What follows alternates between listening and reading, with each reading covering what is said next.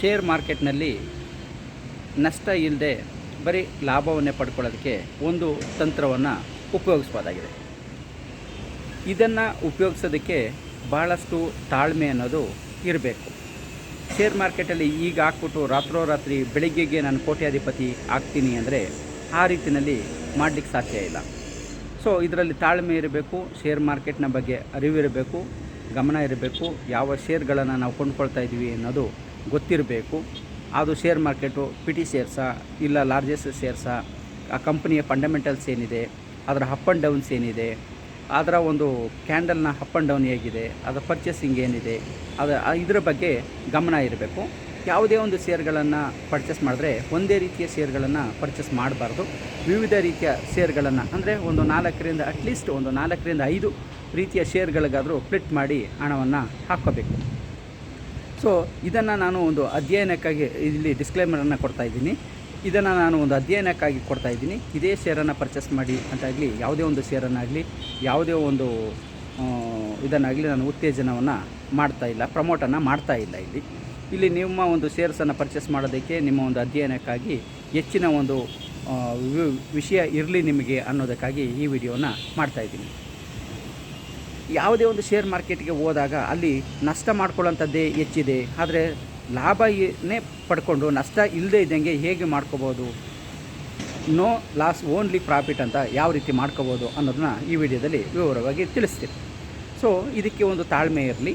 ಇದರಲ್ಲಿ ಕೆಲವು ಶೇರ್ಗಳನ್ನು ಅಂತಂದರೆ ಯಾವ ಒಂದು ಶೇರ್ಗಳನ್ನು ಪರ್ಚೇಸ್ ಮಾಡ್ತೀರಿ ಅಂದರೆ ಕಡಿಮೆ ಬೆಲೆಯ ಶೇರ್ಗಳನ್ನು ಒಂದು 2ರಿಂದ 3 ಕಂಪನಿಯ ಶೇರ್ಗಳನ್ನು ನಿಮ್ಮ ಒಂದು ಲಿಸ್ಟಲ್ಲಿ ಇಟ್ಕೊಳ್ಳಿ. ಲಾರ್ಜೆಸ್ಟ್ ಶೇರ್ಗಳನ್ನು ಒಂದು 2ರಿಂದ 3 ಕನಿಷ್ಠ ಇಟ್ಕೊಳ್ಳಿ. ನಿಮ್ಮ ಹಣವನ್ನು ಅದರಲ್ಲಿ ಒದಗಿಸಿ. ಅಂದರೆ ಕನಿಷ್ಠ ಒಂದು ಟ್ರಾನ್ಸಾಕ್ಷನ್ಸ್ಗೆ ಅಟ್ಲೀಸ್ಟ್ ಒಂದು 20ರಿಂದ 25 ಸಾವಿರ ರೂಪಾಯಿನ ಟ್ರಾನ್ಸಾಕ್ಷನ್ಸನ್ನಾದರೂ ಮಾಡಿ. ಏನಕ್ಕೆ ಅಂದರೆ ಕಡಿಮೆ ಇದು ಟ್ರಾನ್ಸಾಕ್ಷನ್ಸಲ್ಲಿ ಮಾಡಿದಾಗ ಅಲ್ಲಿ ನಾವು ಈಚ್ ಟ್ರಾನ್ಸಾಕ್ಷನ್ಸನ್ನು ಮಾಡಿದಾಗ ಬ್ರೋಕರೇಜು ಮತ್ತು ಟ್ಯಾಕ್ಸು ಅಥವಾ GST ಇದೇ ಜಾಸ್ತಿ ಹೋಗ್ತಾ ಇರ್ತದೆ, ಆಗ ಲಾಭ ಜಾಸ್ತಿ ಇರೋದಿಲ್ಲ.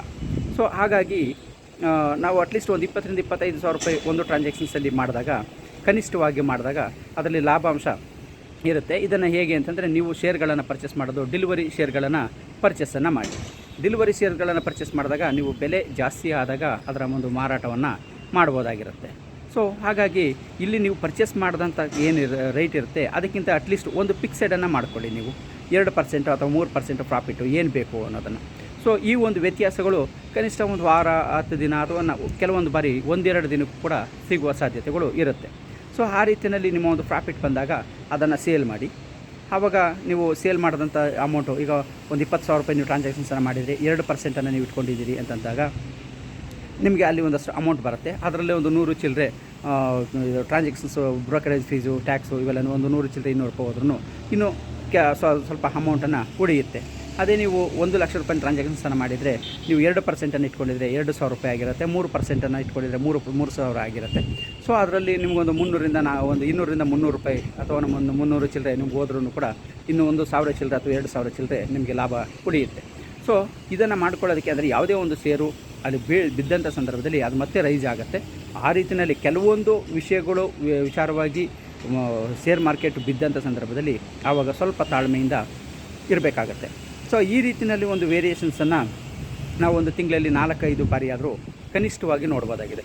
ಒಂದು 5 ಬಾರಿ ಅಂತ ನಾವು ಇಟ್ಕೊಳ್ತೀವಿ ಅಂತಂದರೆ ಒಂದು ತಿಂಗಳಿಗೆ 2% ಒಂದು ಟ್ರಾನ್ಸಾಕ್ಷನ್ಸ್ಗೆ ನಾವು ಲಾಭವಾಗಿ ಇಟ್ಕೊಳ್ಳೋಣ ಅಂತ ಅನ್ನೋದಾದರೆ ಅದು ತಿಂಗಳಿಗೆ ಕನಿಷ್ಠ 5 ಬಾರಿ ಆದರೆ 10% ಆಯಿತು, ವರ್ಷಕ್ಕೆ 120% ಆಯಿತು. ಸೊ ಯಾವುದೇ ಒಂದು ಶೇರನ್ನು ಲಾಂಗ್ ಟೈಮಲ್ಲಿ ಬಿಟ್ಟಾಗ 120% ಸಿಗೋದು ಸ್ವಲ್ಪ ಕಷ್ಟನೇ. ಒಂದು ವೇಳೆ ನಿಮಗೆ ಚೆನ್ನಾಗಿದ್ದು ಟ್ರಾನ್ಸಾಕ್ಷನ್ಸು ತುಂಬ ಚೆನ್ನಾಗಿ ನಡೀತಾ ಇದ್ದರೆ ನಿಮಗೆ ಡೇ ಬೈ ಡೇ ಅಥವಾ 2 ದಿನ 3 ದಿನಕ್ಕೂ ಕೂಡ ನಿಮಗೆ ಟ್ರಾನ್ಸಾಕ್ಷನ್ಸ್ಗಳಿಗೆ ಆಗುವಂಥ ಸಾಧ್ಯತೆಗಳು ಇರ್ತದೆ. ಸೊ ಆ ರೀತಿಯಲ್ಲಾದರೆ ಒಂದು ತಿಂಗಳಲ್ಲಿ ಒಂದು 10ರಿಂದ ಕನಿಷ್ಠ 10-12 ದಿನಗಳಾದರೂ ನೀವು ಇದು ಮಾಡ್ಬೋದಾಗಿರುತ್ತೆ. ಸೊ ಅಂಥ ಸಂದರ್ಭದಲ್ಲಿ 10 ಟೈಮ್ಸ್ ಆದಾಗ ನಿಮಗೆ ಒಂದು ತಿಂಗಳಲ್ಲೇ 2% ಒಂದು ಟ್ರಾನ್ಸಾಕ್ಷನ್ಸ್ಗೆ ಅಂತ ಇಟ್ಕೊಂಡ್ರೆ 20% ಒಂದು ತಿಂಗಳಿಗೆ ಸಿಗುತ್ತೆ. ಒಂದು ವರ್ಷಕ್ಕೆ 240% ಆಗುತ್ತೆ. ಅಂದರೆ ಆವ್ರೇಜಾಗಿ ನೀವು 150ರಿಂದ 200% ನೀವು ಇಟ್ಕೋಬೋದಾಗಿರುತ್ತೆ. ಸೊ ಈ ಥರದಲ್ಲಿ ಮಾಡಿದಾಗ ಅಂದರೆ ಕೆಲವೊಂದು ಬಾರಿ ಅಂದರೆ ಒಂದು ತಿಂಗಳು 15 ದಿನ, ಒಂದು ತಿಂಗಳು ಮಾರ್ಕೆಟು ಬೀಳುವಂಥ ಸಾಧ್ಯತೆ ಇರ್ತದೆ. ಅಂಥ ಸಂದರ್ಭದಲ್ಲಿ ಆ ಶೇರನ್ನು ಮಾರಾಟ ಮಾಡದೆ ಯಾವುದೇ ಪ್ಯಾನಿಕ್ ಆಗದೆ ಆ ಶೇರ್ಗಳನ್ನು ರಿಸರ್ವ್ ಇಟ್ಕೋಬೇಕು. ಸೊ ಈ ಥರದಲ್ಲಿ ಮಾಡಿದಾಗ ಯಾವುದೇ ಒಂದು ಲಾಸ್ ಇಲ್ಲದೆ ಪ್ರಾಫಿಟಲ್ಲಿ ನೀವು ಕಂಟಿನ್ಯೂ ಆಗ್ಬೋದು. ಕನಿಷ್ಠ ಒಂದು ವರ್ಷಕ್ಕೆ ನೀವು 150ರಿಂದ 200% ದುಡಿಬೋದು. 1 ಲಕ್ಷ ರೂಪಾಯಿ ನೀವು ಹಣ ಹಾಕಿದ್ರಿ ಅಂದರೆ ಒಂದು ವರ್ಷದಲ್ಲಿ, ಅಂದರೆ ಅದನ್ನು ಆಗಾಗ ಅಮೌಂಟನ್ನು ಪ್ರಾಫಿಟನ್ನು ನೀವು ಡ್ರಾ ಮಾಡಿಕೊಂಡ್ರೆ, ಆ ಪ್ರಾಫಿಟನ್ನು ನೀವು ತೊಡಗಿಸ್ಕೊಂಡು ಹೋದರೆ 1 ಲಕ್ಷ ರೂಪಾಯಿ ಹಣವನ್ನು ಹಾಕಿದರೆ 2ರಿಂದ 3 ಲಕ್ಷ ರೂಪಾಯಿನ ಒಂದು ವರ್ಷದಲ್ಲಿ ಈ ಮೆಥಡಲ್ಲಿ ಮಾಡ್ಬೋದಾಗಿರುತ್ತೆ.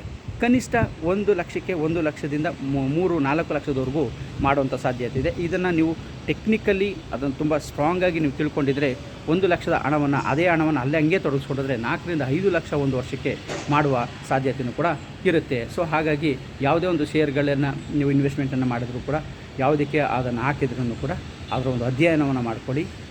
ನೀವು ಹಣವನ್ನು ತೊಡಗಿಸೋಕ್ಕಿಂತ ಮೊದಲು ಅದರಲ್ಲಿ ತಿಳ್ಕೊಂಡು ಆನಂತರದಲ್ಲಿ ಹಣವನ್ನು ಹೂಡಬೇಕು.